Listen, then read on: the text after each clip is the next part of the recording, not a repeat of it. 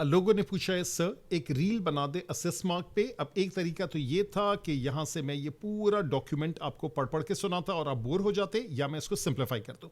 तो चले सिंप्लीफाई करते।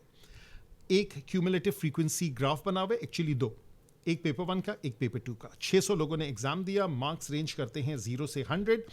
अब यहाँ पे P1 में अगर एक स्टूडेंट के 70 मार्क्स आ रहे हैं तो उसके करस्पॉन्डिंग पेपर 2 में कितने आ रहे हैं? 88। इसका मतलब है P1 is more difficult and P2 is easy. और यही जब हम मीडियंस को कंपेयर करते हैं तो यही सूरत हाल नजर आती है। By the way this is an O level question from November 2016।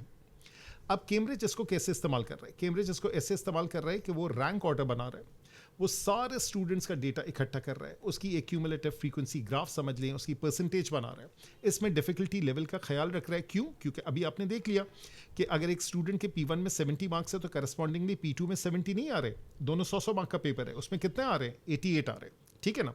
अब यहाँ पे डिफिकल्टी का ख्याल रखा गया है, उसी सेम सिलेबस, उसी कंपोनेंट, उसी सेम एग्जाम सीरीज का ख्याल रखा गया है। उसको कहते हैं क्यूमुलेटिव परसेंटेज। अगर वो 20 है इसका मतलब है 20% लोगों ने 20% क्यूमुलेटिव परसेंटेज में सेम मार्क या इससे बेहतर स्कोर किया। सही है। अब फॉर एग्जाम्पल एक स्टूडेंट है सादिया, उसके 45 मार्क्स आए 75 में से, जो कि आपके हिसाब से 60% बनते हैं। अब ये अगर सिंपल परसेंटेज होता तो 60% of the 50 mark paper should be 30, लेकिन इसमें डिफिकल्टी का ख्याल नहीं रखा गया है। यहाँ पे रैंक ऑर्डर का चक्कर आता है। वो चक्कर क्या है कि 45 मार्क्स की जो परसेंटेज आ रही है वो 35.5 क्यूमुलेटिव परसेंटेज आ रही है। 35.5 के करीब तर जो है वो 34.3 और 36.9 है। सो 34.3 इज द क्लोजेस्ट वन।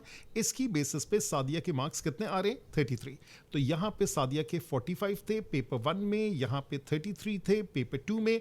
इसकी बेसिस पे सादिया की ओवरऑल परसेंटेज बनेगी and that is how Cambridge is gonna score the assess mark. तो आप सिर्फ और सिर्फ P1 का कंपोनेंट देंगे इंशाल्लाह ताला, I think it's 9th June if I am not mistaken, और उसकी बेसिस के ऊपर आपको S1 के असेस ग्रेड मिल जाएंगे।